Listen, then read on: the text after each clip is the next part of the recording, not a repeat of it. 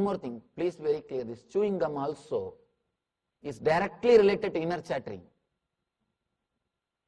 People who are in the habit of chewing gums continuously, you will see that they will be deeply depressed.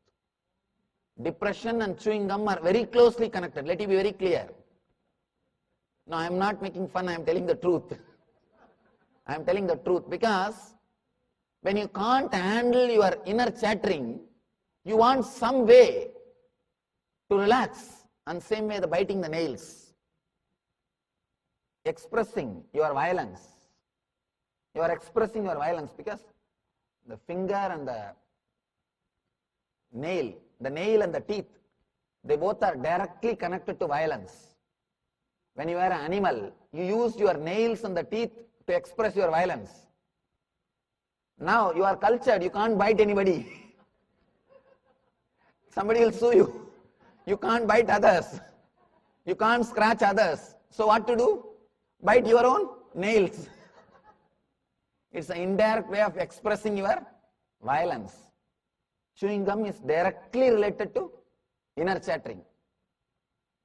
Your tongue movement also is directly related to inner chattering. Eyeball movements are directly related to inner chattering. If you are using only these two eyes, let it be very clear, constantly your eyeballs are moving and thoughts are raising in your inner space. You can't do anything. You can see in your life, the moment you see a rose flower, immediately you get the thought, oh, this is beautiful. Next, all the memories about roses are kindled. At some point, the roses which you gave to somebody, whether that person rejected it or accepted it, the memory about that person and how it has affected you, all these things will start raising in you, and you will simply forget the real rose which is in front of you. You will not be enjoying the real rose which is in front of you. One more thing, the moment you label, the moment a thought comes, this is the rose, immediately you start thinking about the rose.